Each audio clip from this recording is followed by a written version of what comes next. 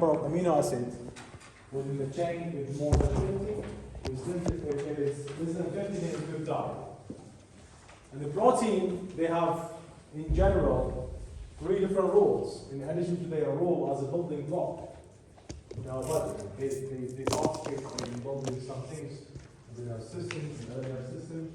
But their roles as a function as an organic molecule, but macroorganic molecule, they do either catalysis, transportation, transport, or information transfer. So when we say catalysis, I mean they catalyze reactions.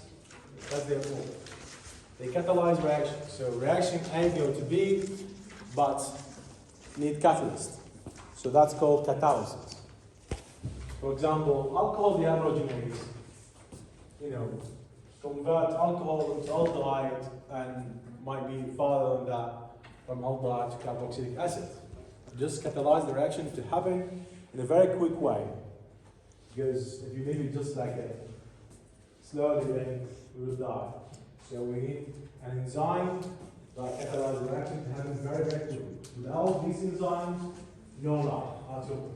There's no life. Those enzymes, they are protein. So therefore, we have to study the protein structure before we go study enzymes. Alcohol dehydrogenase, for example, oxidize alcohol to aldehydes or ketone or whatever. So this enzyme, made from lots of amino acids. And there is kind of different structure inside it. Some kind of alpha helix and beta sheet. So it involves tertiary and primary amino structure with it. So we will study these things today. Transport, what I mean by protein as a transporter. Seen the film Transporter, it's very fun for Jason Statham, British actor. I love this man. He's a great actor actually. I love him. So transport, so it's transporting something from one place to other place, like hemoglobin. Hemoglobin is a protein with a structure, transporting, for example, oxygen from the lungs to the tissues. How that happens, there's a mechanism. So I'm going to show it to you today maybe or next week, depends on time. So the oxygen going to connect to the hemoglobin here, because there's 4 heme groups here. There are 4 single bond tight chain here, and every single bond tight chain there is a heme group where the oxygen molecule going to bind to it. So therefore, every single hemoglobin will carry 4 oxygen molecules transfer to the body. So we'll see that. The other one is information transfer, like insulin, control the amount of sugar in the blood. So information transfer, what I mean by information transfer? So it's likely when you do something like online, on computer, you transfer information to someone, or you're notifying someone, or sometimes some information comes to you just automatically. Okay, you have a deadline today, you have to do it. You have to submit your proposal, for example, submit your thesis, or submit your anything. So there's sometimes someone just tells you automatically there is an increase in something, or there's a deadline. So this is the same thing in body. When there's an increase of blood sugar increases to a level that's not allowed to be in the blood. So an information transfer to your brain, and therefore an insulin will be released and get rid of the blood sugar. So that's called information transfer. So they are also a protein. These are generally 3 different roles, but they have some other rules, like the building blocks, and but these are the main. So their role is catalyzing things, helping transforming something, transfer from here to here. Without them, we die. So because who's going to do it? Imagine if you want to release, for example, an energy, or you want to do a reaction in your body, and without the enzyme, the reaction will be done maybe in a few days. So you'll be died definitely. Or that reaction has to be selective. So you would have different reaction without the catalyst. So the catalyst here is also controlling the selectivity. What I mean by selectivity, if you have different site reaction on the molecule, and you want only that site of reaction to happen, so the catalyze will do that. What I mean by that,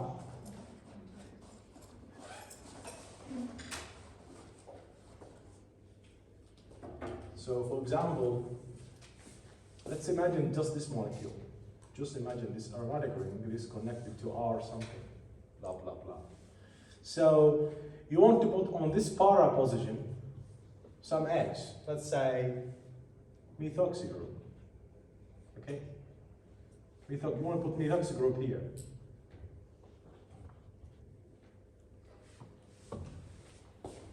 You have here on the ring, there are, there's a site here, there's a site here, there's a site here, there's a site here, where you could put methoxy here and here. Why only here? Why? Para also. Para, okay. We understand this group could be para-directed. Okay, but it's not 100%. In general, for example, this group is para-directed, so it's going to direct on the para, but it's not 100%. You could get also ortho position here. Because those who direct on the para, they also direct on the ortho. So like methoxy groups. And here, because they are donating groups, they are groups, donating groups, and to direct on the ortho and para. So, but why we get it here, only here? Or why we get it here, for example, on the meta position? That was the role of the catalyst, which is the enzyme. It's like it's like a hand. Okay, you methoxy group, go here, sit. You're not allowed to go on the meta or on the other. You should sit here on the para, definitely. So it's very selective in terms of reactions. Otherwise, there will be chaos inside your life. What's going to happen? Because when you do a reaction in the cell and you want it to be para and you get ortho, nothing. You are actually ruining all the reactions. You are not getting the right product. Because you want the right product. Why? Because in the protein, I'm going to explain it. The protein, they are not like just single chain. No, they organize, arrange themselves like for example, like a ball or like something where there's many sites here or here, the molecule can sit. Therefore, that shape of the molecule will be suitable for one of the basic, one of the active site here specifically. Because I said to you before that the protein, there's an active site on them. And the molecule has to come and sit here, for example. Imagine this is your pocket, which is active site. If it doesn't fit, then it's not going to sit here. So the shape of the molecule and the shape of the active site, they should be, suitable for each other. And we explain these things actually in the design next week. But let's talk about the protein today. So in general, the enzymes, protein, they are very selective when they do a reaction in your body. Really selective. And unfortunately, we don't teach you these things because we don't have time. That's the problem. Because you need to understand, have good understanding of the enzymology. And enzymology, which is the enzyme, we're going to study them next 2 weeks, but we are just going to talk about them just general, no deep, because we don't have time. However, I recommend the chairperson of pharmacy to give a full course on enzymology, because that's what you need as a pharmacist. Because you won't understand the mechanism of action for a drug in your body. To understand that, we have good knowledge, excellent knowledge in protein and enzymes that we need. Without them, it would be done. Just directly like this. But we don't know how that happened. That was called drug discovery.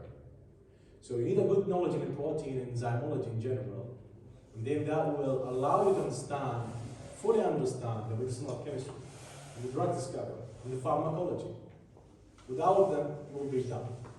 Anyway, these are the key, 20 amino acids that we studied. We know them, the aromatic groups, the non-polar groups, the uncharged and positively charged and negatively charged species. So those 20 amino acids, they are the building blocks for the all proteins. Doesn't matter whether it's primary structure, secondary structure, tertiary, or quaternary structure.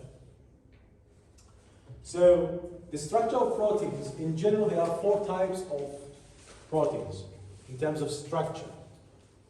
We don't care about the nature of the amino acid. No, they are shaped, how they look like. The first one is the primary one, which is just order of amino acid. There is no interaction between this amino acid here and there. They are just like a linear, straight. I think that doesn't.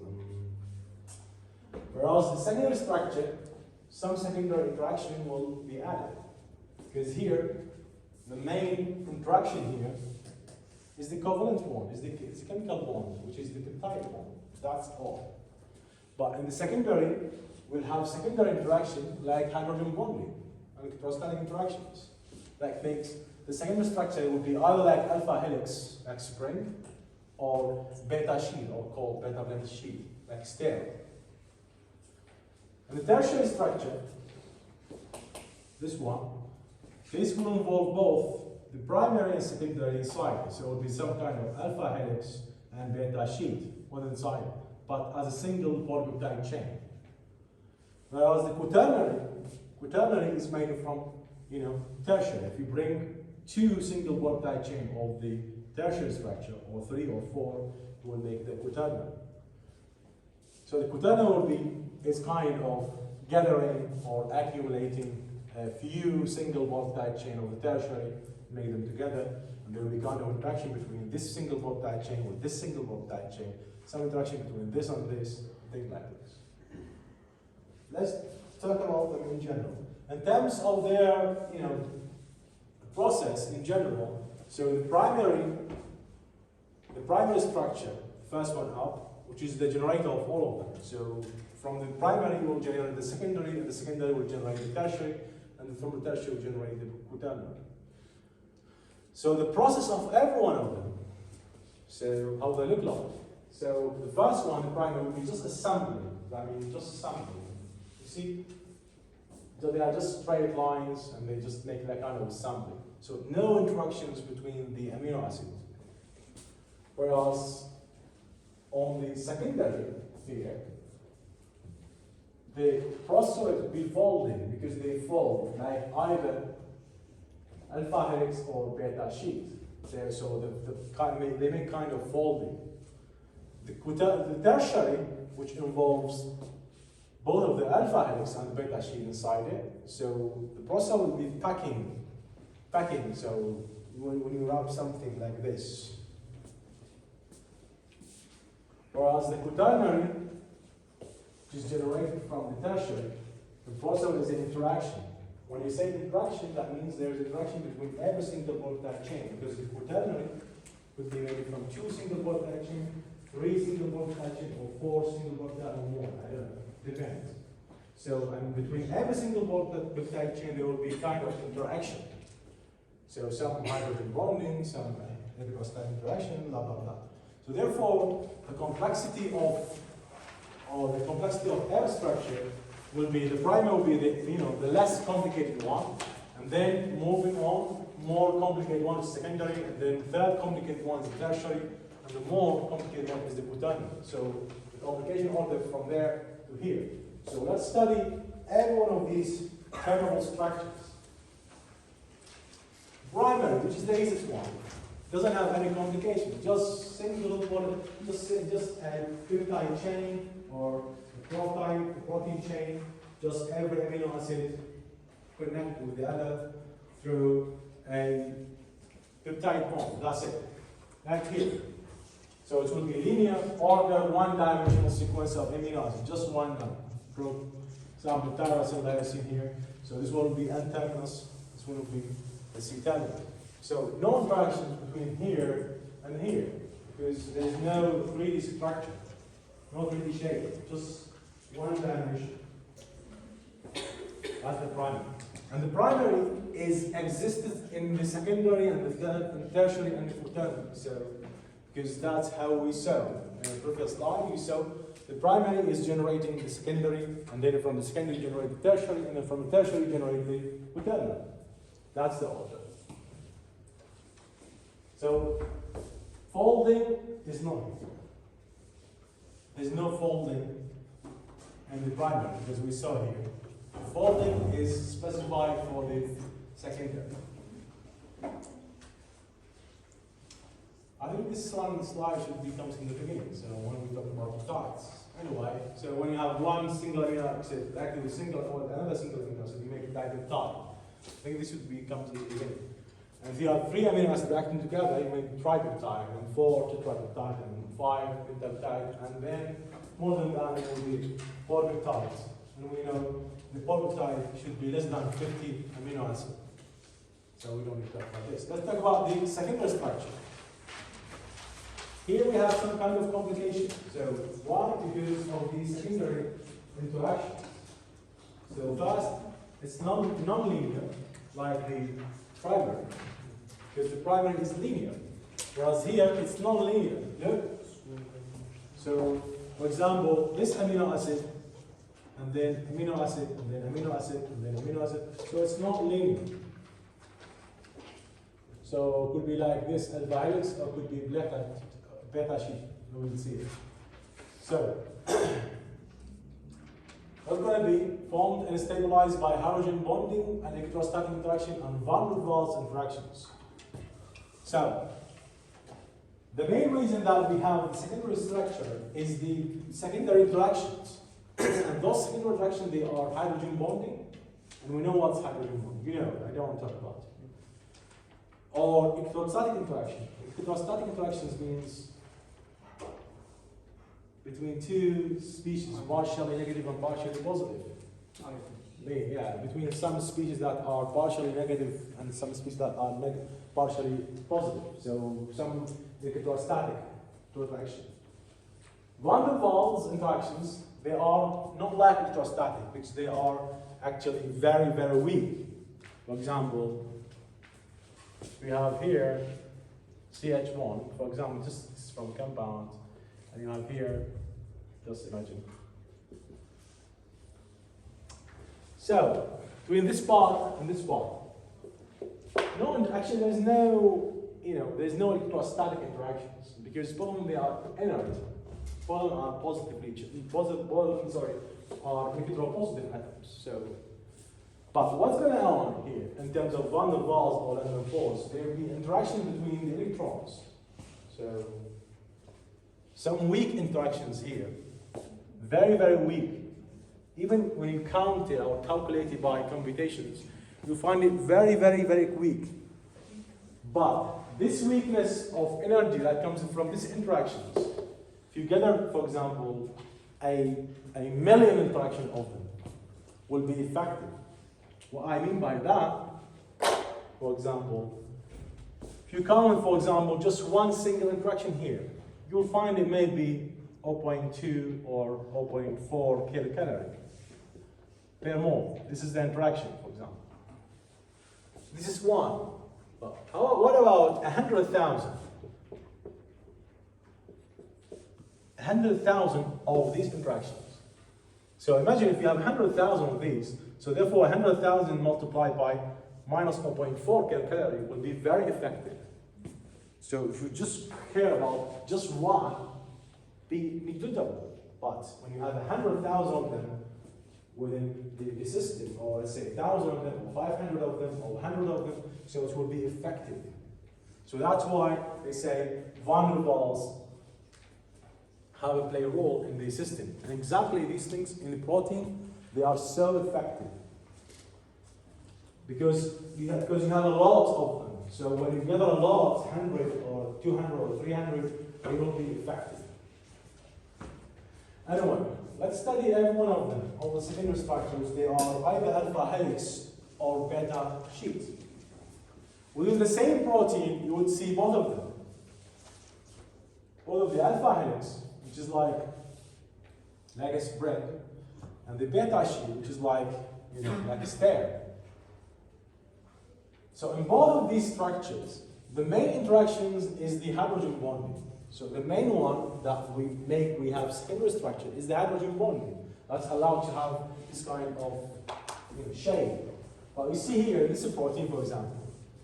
See, this red is the alpha helix. So you see this structure, for example, in a book or online or somewhere. See what these means. These are actually amino acids, but because they are big, very big, we can't write them and draw them everywhere. It's going to be so big. So therefore, they put some kind of abbreviation to represent the alpha helix, for example, on a beta sheet. So this alpha helix started from here, and then ended there, and then again we started here with beta sheet.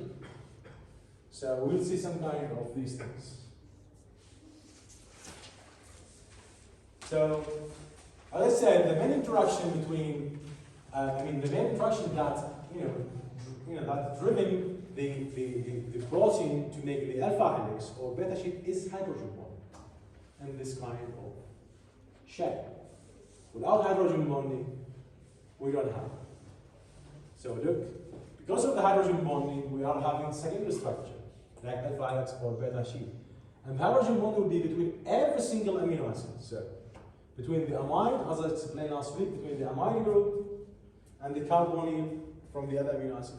So all of the interactions they are between NH group with a carbonyl group. So NH from one single amino acid and carbonyl from other amino acid. So you see here in this picture, this NH group, which comes from the amide, okay, making hydrogen bonding with this carbonyl. Okay? See, this NH here, make hydrogen bonding with this carbonyl from other amino acid, but within the same chain, not from different chain. No, within the same chain. So this hydrogen bonding, actually the driving force for having the alpha helix, or the driving force for having the beta sheet, beta plated sheet. See? Every single amide, so NH bond, making hydrogen bonding with carbonyl. And also this one will have hydrogen bonding with other. So this one have hydrogen bonding with carbonyl, and then this one have, so there's hydrogen bonding between every single amino acid. Oh, not the next one amino acid. No, the one that, opposite to it, just facing it. Now this one here, amino acid, facing this amino acid, would have hydrogen bonding. So this is called hydrogen bonding. But what about the other interactions? Like electrostatic interaction, like pi-pi stacking, or ionic interactions between electropositive R side chain and electronegative R side chain. We're also going to have interactions. For example, take this one here in the alpha helix. So you see this R group. You see this R group. So you would have interaction between here and here, between the R side chains, like pi-pi stacking between aromatic ring here and aromatic ring here. Or could be, a negatively charged R side chain with positively charged R side chain. So it would be kind of ionic interactions. So not only hydrogen bond, but the hydrogen bond, they are the main here. So in the alpha helix here, if you see here, in this picture, you would have between every turn, so if you count the turn from here till here, from here till here, there's a distance measured in angstrom. This means angstrom. So from here to here, this distance around, for example, the average around 5.4 angstrom. And you would have, between this distance, you would have around like 3.6 on average, just average number of amino acids. So from here to here, there is around 3.6 amino acids. 3.6 amino acids doesn't mean that means 3 amino acids and half. It's not that means. It means that it could be 4 amino acids, could be 3, could be 3.2. What I mean by 3.2 or 3.6, I mean this is the average number. So that means for example, we have 3 from here to here, and then the fourth one start here, and this fourth one start here, maybe ended here. So we need to measure distance from here to here and divide it by a number of amino acids and see what's the average we have. If we take different source of alpha helix. For example, maybe I take alpha helix protein from banana. Yeah, from banana, for example, from the hair. where you find maybe 3 amino acids between every single term. If I take, for example, from calcium, I'll find 3.5 amino acids. Maybe, sorry. No. No, so maybe I'll find it 4.5. So it depends on the source. So the error will be around 3.6 between every term. This is called term. So, okay? This is in the alpha helix. Sorry. And the beta sheet, the case is different. This is in the alpha. In the beta sheet, we don't have alpha, we don't have helix like spring. No. We have something like a plate. It's like a plate, like this plate, for example. So those amino acids here, faces this amino acid in this chain, so they will have kind of interaction between them. So imagine this is like a plate, like any plate, like this one. So there will be kind of hydrogen bonding, And we understand what does this mean, this arrow. What does this mean? And it says here, a beta strained also means the same, beta sheet. Is a stretch of polypeptide chain, typically 3 to 10 alpha, so 3 to 10 amino acid long within the backbone in an extended conformation. So you would have here, this is 3 strands, that means 3 lines, 1, 2, 3. Okay, you would have 3 to 10 here. If we count here, we'll find that between 3 to 10 amino acids in every single strand. So this strand could be 3, could be up to 10. So 10 here, maybe here also 10, maybe 8, depends. Let's see, what does this mean, these arrows? When you see in a protein structure in a book, or what does it mean? So this means two meanings. So either they are meaning, either we have antiparallel beta sheet or parallel beta sheet. The antiparallel beta sheet is just very simple, very simple, very simple. So if we take this beta sheet, we say it says antiparallel, this belongs to this one. So the first arrow, it says started from N terminus and ended with C terminus.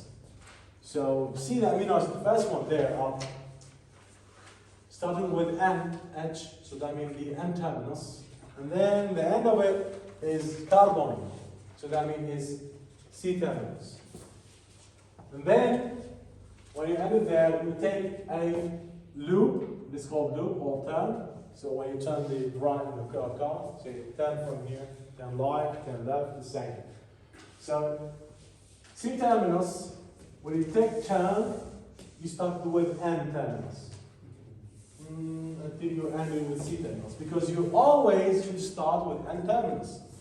Because when you come and write amino acid sequence, you always start from the left, which is the N terminus. And you end with the C terminus. So therefore, we start from the end, so the arrow will be in that direction. We end with C terminus, and then you should start again. You can't start it from here, because this is C terminus. So that means you should start from here. So C terminus facing the N terminus until you end with C terminus. So therefore, they are antiparallel. Why antiparallel? Because N terminus, we started with N terminus facing C terminus. And the C terminus there facing the N terminus. So that's why they are antiparallel. So N terminus faces C terminus, and the C terminus faces N terminus. So that's why we call them antiparallel.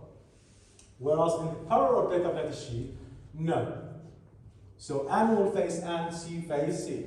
So start from here, for example. Started with N terminus, and then blah blah blah, you ended here with C terminus. So now, when you end with C terminus, you want to count this. You can't take turn here, because if you take turn here, you start with C terminus, which is not possible. You have to start with N terminus. So therefore, you have to go like this. Come back here from the beginning. So coming from here to here is called crossover. You are crossing over the rod, for example. You want to, for example, passing a road. So instead of taking the turn, and you find it very crowded here. For example, let's take a simple example. So this is the road. So okay, and this is the opposite road. And here we have the middle area, which is contains some trees or trees or whatever. So this is your car. Okay. So you come here and then you want to take turn. You take turn, for example. You find it here crowded. Very crowded. So, and you want to be here. What you're gonna do something illegal. Go across over. What are you gonna do? Go up on this, illegal area. Take your car here in the middle, and then come here. That means you're crossing over the road. And everyone's shouting, "Oh, what are you doing? Why you did that? It's not allowed. Oh, you're like a donkey, you're like a monkey," or whatever. Everyone will say, everyone will scream on you, will yell on you because you did something wrong. Even when you pass the key, for there was some kind of, queue. Queue, yeah.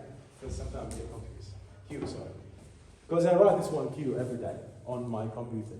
Because I do some kind of modeling using some Linux operating system, not Windows. So I ask you to see where's my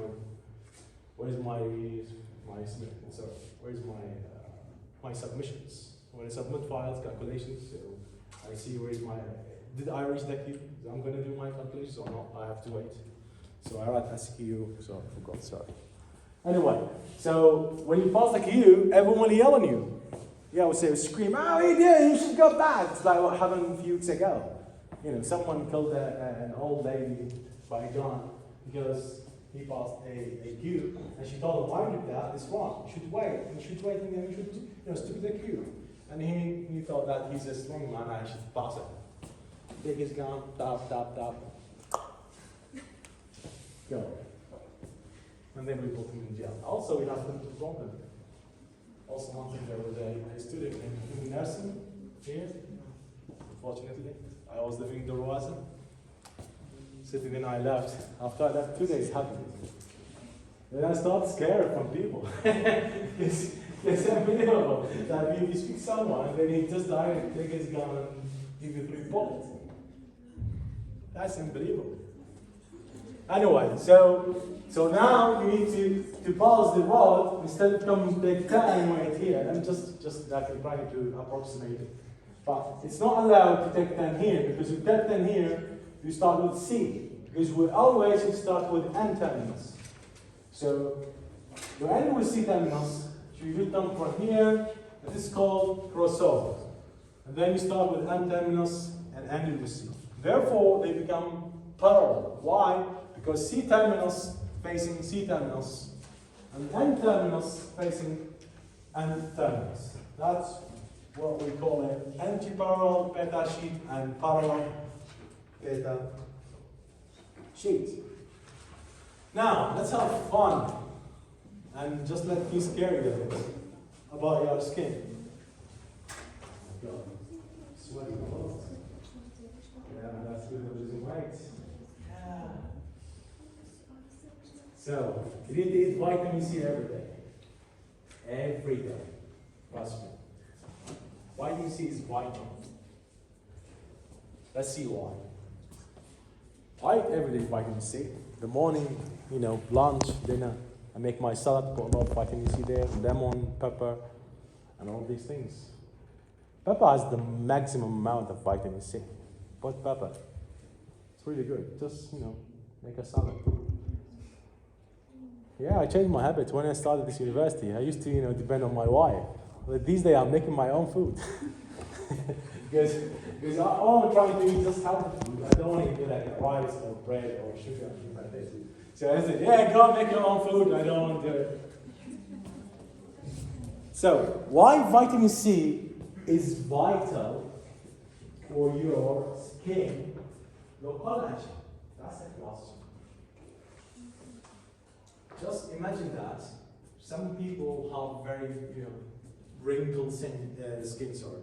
So, all those who get older and older, their skin becomes very, very old, wrinkled, like this lady here, or this man, I don't know. Whereas this, still very young. So, this comes from the collagen. So when you lose the collagen strength, you start to become very old and older. So that's why actors, they look very young. You look, for example, to Jennifer Lopez, or Jennifer Lawrence, or Kate Winslet, or this one, Rose in Titanic, or whatever. I love the film, but I always don't watch the end. Yeah, my wife, she loves that film because she doesn't know anything, just that one. Every time she says, let's watch film, yeah, Titanic. You watched it 100,000 times, why watch again? And every time when I turn it on, she said, oh, it's a very nice film. I said, yeah, it's in you. So why are they having that? It's really interesting to understand why we're getting our skins very, has wrinkles in them, They start becoming like, I don't know what you say in Kurdish. Church. Yeah,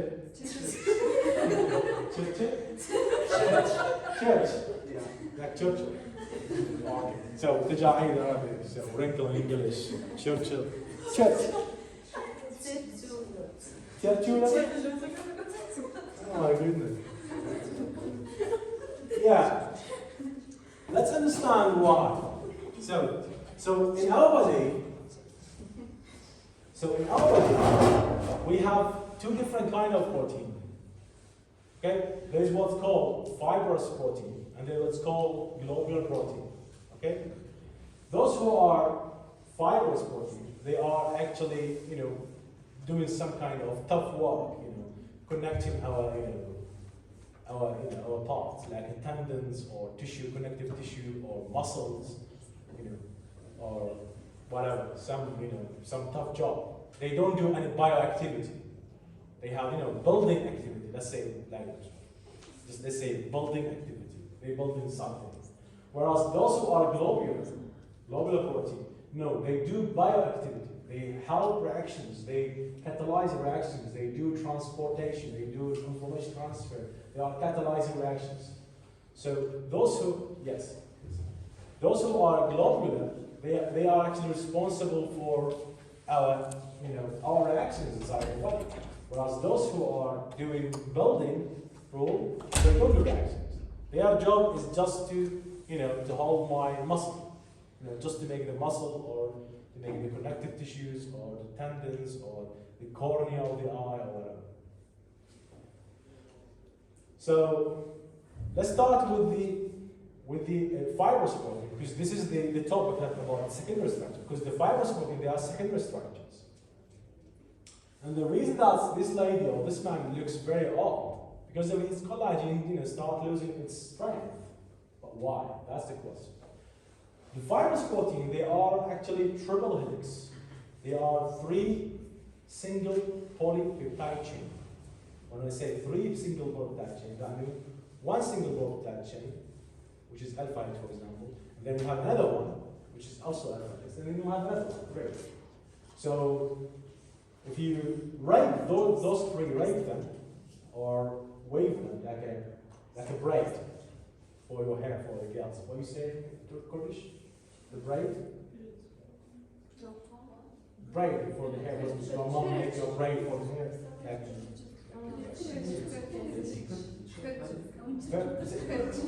Kutch. Yeah, it's like here. So you make it? No. So this is a braid. So a braid in the hair. We have a braid in the protein, the fibrous protein, which is exactly collagen. So if you have 3 single polypeptide chain, they are from type of alpha helix polypeptide chain, or alpha helix protein. So imagine you have 3 of them. This green, red, and blue. Just 3 of them. You are actually woven them together and make like a braid. And this is called collagen. Okay? So when they analyzed this collagen, and they found there is a percentage of amino acids. So number of amino acids, they are actually the predominance, those who are predominant. Like, for example, the proline inside the collagen is around 22%. So 22% of the collagen is made from proline. So that means there is, every 100 amino acid you'll find 22 proline, sorry, you find 22 proline within every 100 amino acid. And you find 12%, or let's say 12 amino acids in every 100 amino acid. And there's some small amount within the same collagen, which is hydroxylysine and hydroxyproline. They are rare amino acid. Remember the rare amino acid, the last slide of amino acid. There is a hydroxylysine and hydroxyproline. They are derivatives of the proline and the lysine. And they are very rare. They don't have, we don't have them. They are not building blocks. But sometimes the body needs them, so therefore the body has to make them. So some order comes from hormone to the enzyme, or DNA to the hormone tells the enzyme, okay, make this one. We want it. We need it here to make this building block. So this hydroxylysine and hydroxyproline, they are rare amino acids. When you lose them, and they have very less amount. I mean, the percentage of hydroxylysine and hydroxyproline within the collagen is very little amount. I mean, their percentage is very less. But it turns out after that, they are actually responsible for the strength of the collagen. When you lose them, you will have wrinkles. Your tissue will start, become weak. Your tendons become weak. Your, cornea of the eye becomes weak. So why? So why we have that? Because those hydroxyproline and hydroxylysine, they actually provide additional strength. Let's say, how could we approximate that? Let's say, for example, if we have like 3 hands together, and then, for example, Sharaf will not able to, he's not going to be able to open his 3 hands because he's just 1 against 3. So, but if he tries so hard, he will open it. So, if we add another 2 hands to them, or another 1 hand, so therefore we have 4 hands against 1. So Sharaf, whatever he's going to try, Sharaf, sorry. Sharaf Khan. Yeah, sorry. Yeah, sorry about that. Sorry, Sharaf Khan. Yeah, this Indian accent. Yeah, I'm good in these things. But I don't know so well, but I know. Yeah. Carrot. Yeah. Because there is a like called carrot in Arabic. That's the one they use it to for the kids, for the baby. Sleep. Yes. So when you add additional force to something and make it impossible to be broken. So let me approximate that more here. Where is the terrible pen here? So, for example, you have these 3 lines, you wove them together and you made a triple alpha helix. So now there are 3, really strong. But what about adding another one? They can fall, become more and more strong. But here we don't have another one. Actually, we are trying to derivatize one of the amino acids here, which is the lysines and the proline. And these lysine and proline, they will add more hydrogen bonding. Because the main interaction between, every single amino acid here is the hydrogen bonding. So let's say there is 100 hydrogen bonding here. What about if we add another 2, or another 4, or another 6, or another 10 hydrogen bonding? So that means we are adding more extra hydrogen bonding. And it turns out after that, those additional hydrogen bonding that we add into the structure, they actually hold the structure, hold and wake up. Okay? They are actually holding the structure and make it so strong. So that means that 5% or 10% that we added make the collagen so strong. So once you lose those 2 amino acids, if you lose them, and if you don't have them in your collagen starts to be weak. So therefore, support your body, making those two amino acids because they are rare amino acids. So the body has to make them. But the body needs something else to make them. Needs someone to tell them, okay, if you want me to do that, give me some money. Okay? I'll ask for them, Carol, to, for example, to do a job for me. Say, yeah, I can't do it for free until you pay me or do something for me instead. So do that for me, and I'll do that for you. That's like what happened in our case. So I'll give you a job by doing something else. The wasta. So, in order the body to make it, to make these two amino acids, so you need to eat vitamin C because the enzyme that make those two amino acids need a cofactor, which is vitamin C, to make it. If you don't eat vitamin C, then the body will not make the hydroxylysine and hydroxyproline. So therefore, eat vitamin C every day in the afternoon or lunch, dinner, to make every day to make hydroxylysine, hydroxyproline, and to make your collagen strong and strong. And that's why you see some people have weakness in their muscles or connective tissue or the tendons, come like this. So what I explained is actually on this slide. So the OH group, do you want to translate this for me or explain? So it says here thus, the OH groups on this modified amino acid, the hydroxylysine, hydroxyproline, provide additional hydrogen bonds between the peptide chain. So we have this peptide chain, so we know we have a lot of hydrogen bonding, but when we have hydroxyproline, hydroxylysine, so therefore we are adding more hydrogen bondings. We are providing additional stability to the collagen. And therefore, this will give strength to the collagen triple helix. Okay? But when several triple helix, wrap together as a braid, they form a fiber that make connective tissues and tendons. So if you want to make a connective tissues, you will need for example, 3 of the triple helix. That means we need 9 triple helix. 9 helix. 9 helix. So this is the triple helix. Oh my God, what about this pens here?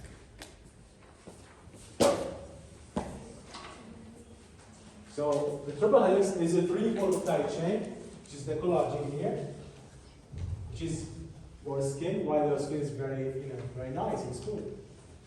So if you bring the 3 of that and wrap them together like a braid, which is zit. So if you bring the 3 of them, and wrap them together or wove them together, you will make a fibers, or you make the connective tissues, or the tendons. That's why your connective tissues are very strong, because you have 9 single polypeptide chains all wrapped together, become so strong. Whereas, if you think just about the triple helix here, this cannot be a material to make a connective tissue, because it's not strong enough to make you strong. But this would be enough for your skin, okay, or for the cornea of the eye. But it's not going to be enough for connective tissue. So what I said, when a diet is deficient in vitamin C, collagen fibers are weakened because enzymes need to form hydroxyproline and hydroxyproline require vitamin C. That's what it's saying. So you need to eat vitamin C to allow the enzyme to make hydroxylysine and hydroxyproline to make your fibers so strong. Why? If you lose them, because fewer OH will be lost. Those fewer hydrogen bonding or fewer hydroxyl groups that make hydrogen bonding, additional strength, they will be lost in the collagen fibers. And therefore, collagens become less elastic as a person, ages because additional bond lost.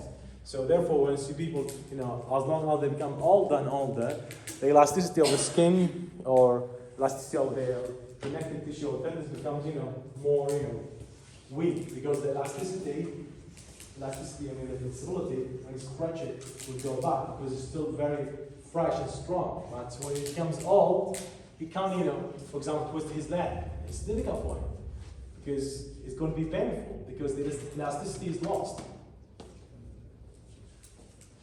And so bone, cartilage, and tendons become more brittle and weak.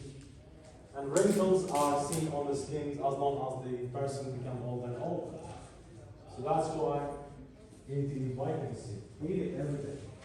Take salad every day. And put vitamin C, put, pepper, and we'll be okay. Because my wife always complains about her legs. And every time I tell her, go and face the sun, eat vitamin C every day, and she doesn't do it. Sometimes I make a big salmon, I said, okay, take some and eat it. I said, just take 1 spoon. And after that I said, oh, I don't want it. So therefore, when she complains, say, don't complain, please. I don't want to hear these things. Because you always complain, you are tired, you have a problem with your legs or whatever. So you need to fix your problem by yourself. So eat vitamin C every day.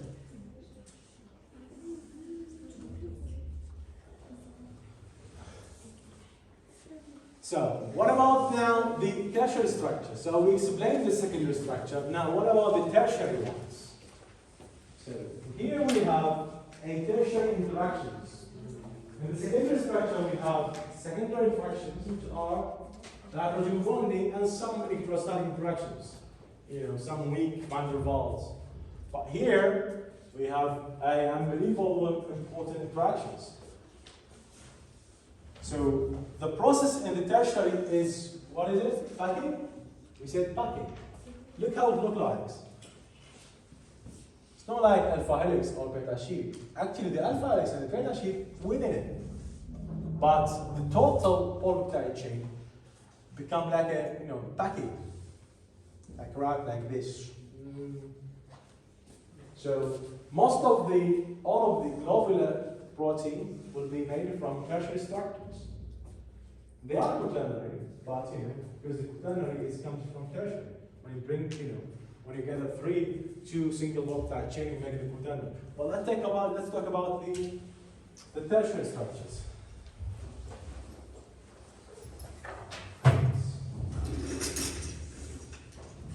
First, they are nonlinear, like the secondary, and they are three-dimensional. There is a three-dimensional because they are not straight.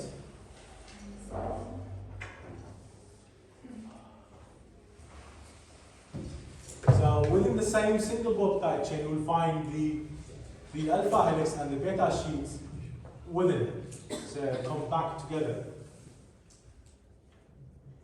So why we have this tertiary structure? That's the question. Why we have them? Because of some tertiary interactions, such as salt bridge, hydrogen bonding, and some tight packing of the side chains and disulfide bonds. So therefore, we are having additional interactions or tertiary interactions, which comes from salt bridge. It could be we have a negatively charged species from one single amino acid with a positively charged species from another amino acid. Therefore, negative, positive, you are making salt, like NaCl. In addition to the hydrogen bonding, but here we have interaction between not only, for example, here alpha helix we have between here, but here we could have between this side, the whole side here, with this side here. This is what's called tertiary interactions. So not only in the alpha helix or the beta sheet, because they are already there. So the interaction in the alpha helix or beta sheet, they are already there. But we could have interaction between, for example, here, the whole side here, with the whole side here. So we have another different interactions. And these interact called non-specific hydrophobic interactions. So within the same polypeptide chain, you will see some of the amino acids, they go down, they don't face the water. Some of them will face the water because this is globular protein. It is first, it's not soluble in water. That's all. That's the first thing. If they are soluble in water, then we have a problem. They don't dissolve in water. But they face the water, but they don't dissolve. So those amino acids who face the water will make hydrogen bonding with the water. and then we call them hydrophilic interactions. But those who doesn't face the water, so they will go down inside the globe, inside. So those, hydrophobics. And why that? That depends on the amino acid. Let's, give some details about this. So read this, and the folding is driven by the non-specific hydrophobic interactions. Hydrophobic. Those amino acids will make hydrophobic interactions. Who they are? They will be non-polar amino acids. So the hydrophobic or hydrophilic interactions, they will come from the polar amino acids. So the polar amino acids, they are allowed to make your nails. That's really bad.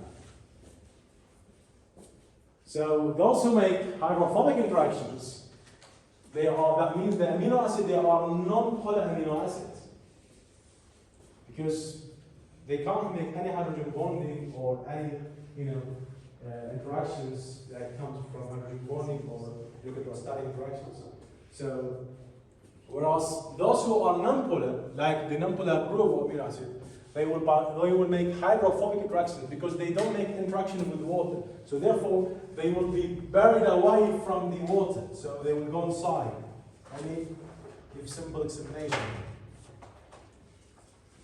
What I mean by hydrophobic and hydrophilic.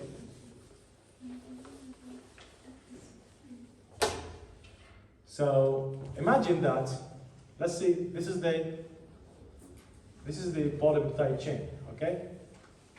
Just imagine it like this. So we have some amino acids, they are inside the ball, and some amino acids, some of the amino acids, they go down the ball, inside the ball, some of them outside here. So those who becomes down, that means they don't face the water because we have water here. H2O, H2O, H2O, H2O. The whole total protein is not soluble in water. Okay? So those who are here, the amino acids that are on the, let's say, on the outside, they are able to make, interactions with water. And those interactions, why? Because they are able to make hydrophilic. I mean, those amino acids, they are capable of making hydrophilic interactions. Whereas those who are inside, for example, they are not able to make interaction with water. And therefore, we call them hydrophobic. Because they are not soluble in water. Sorry, they are not able to make hydrogen bonding with water. There's no interaction between them.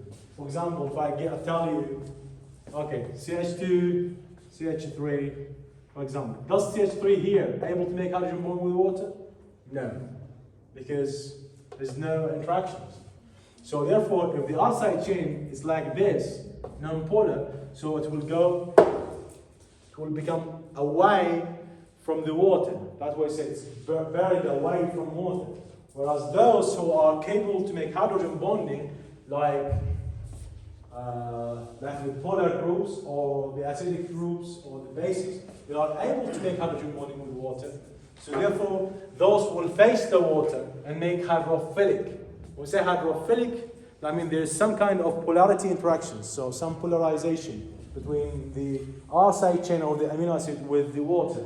Whereas those who make hydrophobic, that means the R-side chain is non-polar, and therefore they will not be able to make hydrogen bonding, for example, or interaction with water, because they are already non-polar. Therefore, non-polar will like non-polar group, and polar will like polar group.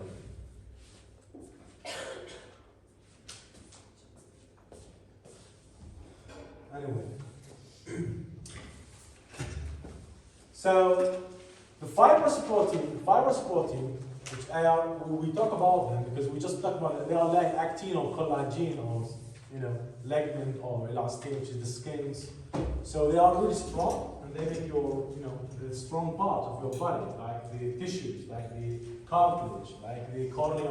They are really strong, and their role is not to do by activity. Keep this in your mind. Whereas the globular protein, they fold like a spherical, like I draw there, like a spherical, like a ball, for example. Okay?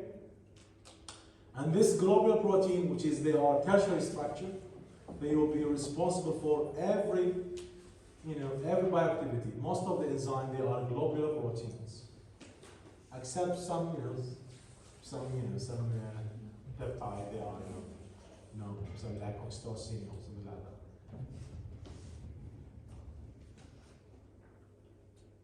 Okay, now what is the hydrophobic interactions? What these hydrophobic interactions, which I just accepted, let's take example about them.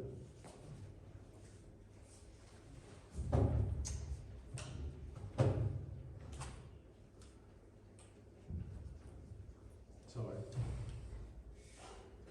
Just read this sentence. Hydrophobic effect.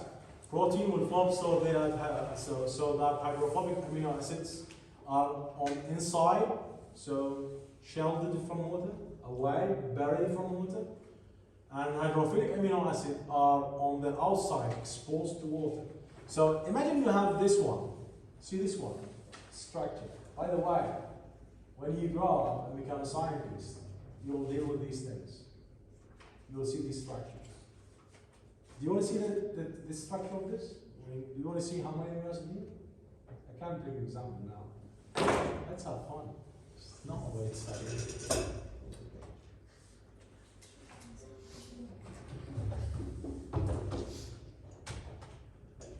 The structure of these proteins are really big. Even my computer is not able to visualize it because the computer is rubbish. That's why I got for the university. The computer is really bad. It's so old and it's terrible. Let's bring some enzyme like alcohol dehydrogenase, for example.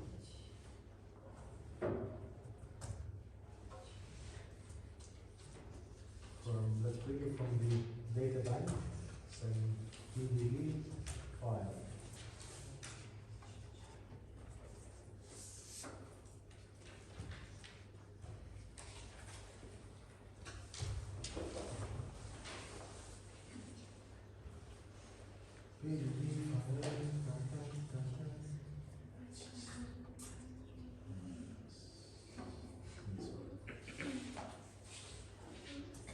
I used to have some files like this, but I don't know, maybe my hard drive.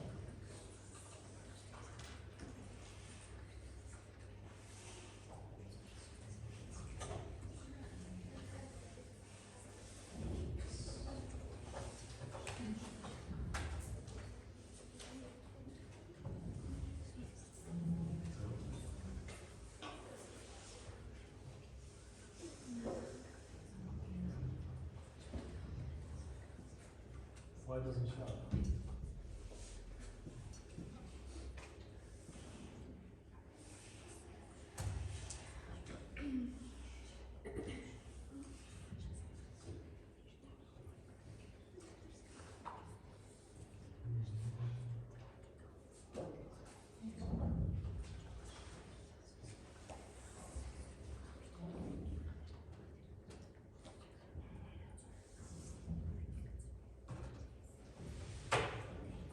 I'll show you my computer in just 1 second.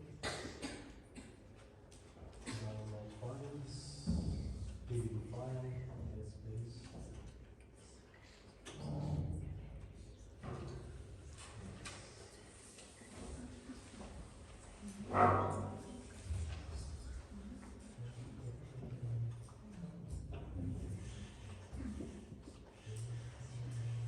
Come on, where you go, man?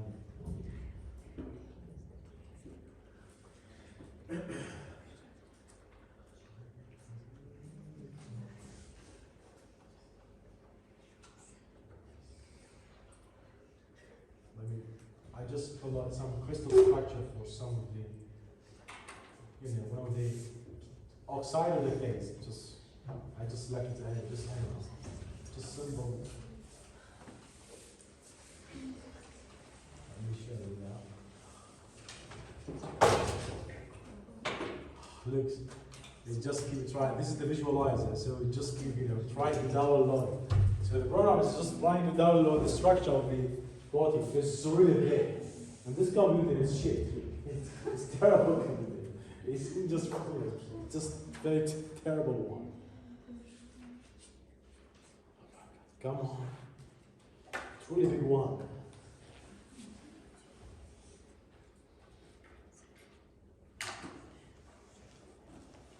I just want to show you the structure, the 3D structure of the protein on the line, just one single example.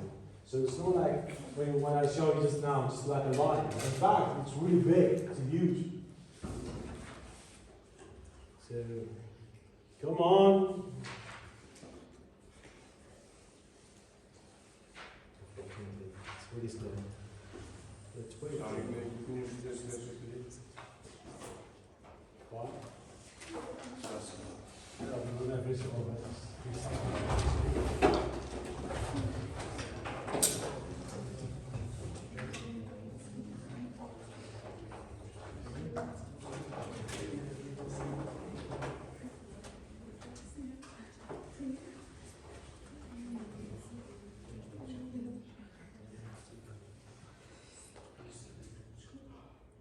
This is really slow. Fortunately, I can't show you now because the computer is very slow. So, what do we have here? So, what I explained just a few seconds ago here, it is written here. So, those who are, those who are able to make hydrophobic interactions, I mean, the amino acid, they are nonpolar, and so those who are nonpolar, they will go inside. So therefore, the protein shape will arrange itself, make it different. Why?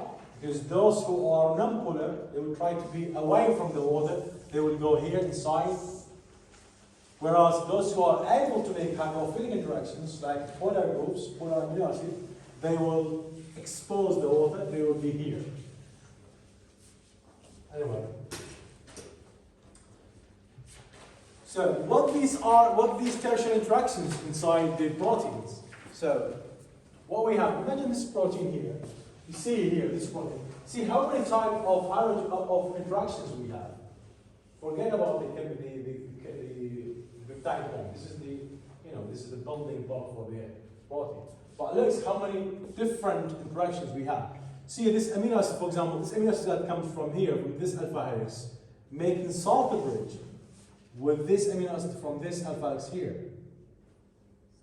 Because this amino acid provides amino groups, which is positively charged, and this amino acid provides, carboxylic acid groups, which is negatively charged. Therefore, positive, negative kind of salt. So we have salt bridge. So you see here, there's hydrogen bonding between some of the amino acids. So we have S bond here, disulfide bond in the beta-beta sheet. In addition to the hydrogen bonding in the beta-beta sheet. If we have some hydrophobic interactions, they are non-polar group, like aromatic ring with aromatic ring, make kind of pi-pi stacking. By the way, aromatic ring is not polar, don't forget that. So it cannot make any, polar interactions, but it could have pi-pi stacking. So, for example, from this tyrosine with this tyrosine here, so this aromatic ring from this, amino acid will make pi-pi stacking from the emissions that comes from there. Okay? So, look to this amino acid. This is hydrophobic interactions. So it becomes down inside, Whereas those who are here, they will make, hydrophilic. So like here, look at these groups. They are polar groups on the, on the outside. Look to those two groups. They are polar groups. Those. O is there. So here, carboxylic acid. So they are able of making, strong interaction with, with the environment, and the environment definitely water. So whereas those who are inside, no, will make hydrophobic interactions. And here is the list of these interactions. Here's the list of the interactions that's available in tertiary structure. So you could see this picture is more clear. Peptide bond, so we know the peptide bond here is everywhere, so don't worry about it. So disulfide bond, see? Disulfide bond between cysteine here and cysteine here. And then ionic bonds, we have ionic bond, where's the ionic bond? Here, which is salt bridge, we saw in the previous slide. So NH3 groups from one single amino acid are side chain with carboxylic acid from acidic amino acid. So these interactions are between the side chain. Don't forget that. These interactions between the side chain. not to do something else. So the side chain here, this amino acid is carboxylic acid, which is the aspartic acid, I think, or the other one. I forgot it. Yeah, and here is the basic amino acid. So the outside chain from the basic amino acid making salt bridge or ionic interactions with the, with the acidic amino acids. And here we have cysteine, with cysteine making disulfide bond. And there we have some kind of hydrophobic interactions. Look what these interactions. CH3 with CH3, but this one will be very weak. So those groups will be away from water. So the protein has to rearrange itself and make this group that coming down, go down. So will be kind of van der Waals or London force interactions here, but not hydrogen bonding. And here we have hydrogen bonding. So these are the main interactions in the tertiary structure. And here's the definition of everyone. The hydrophobic interactions, what is it? Interaction between two non-polar amino acids that have non-polar R groups. So it's defined here. If you want to understand, so I put definition here. Within a protein, the amino acid with non-polar group are pushed away from the aqueous environment to form a hydrophobic center. So, like here. So those who make hydrophobic, they are not on the outside, they are inside. Teacher, can I go? I feel no good. Can you go? Can I go? I feel no good. I have a headache. You have headache? Yes. Me too, trust me. You're gonna leave now, don't worry. We're gonna Do leave. you absent me or not? Sorry? Do you absent me or not? Absent me. You definitely. You absent me? Yeah. You're gonna leave. Why you are in a hurry? You're not gonna leave. Just you finish and that's not we leave. Okay. So why you are worried about it? So hydrophilic interaction, they are interaction between external aqueous environment and the R groups. So and of amino acids that are pushed to the outer surface of the globular protein. See in this picture. So those, look at those groups. They are actually facing the aqueous environment, whereas those groups, they are away, buried away from the aqueous environment. What about we have salt bridge, which is this one, which is this one, the salt bridge between negatively charged amino acid and positively charged amino acid. So they can salt the bridge.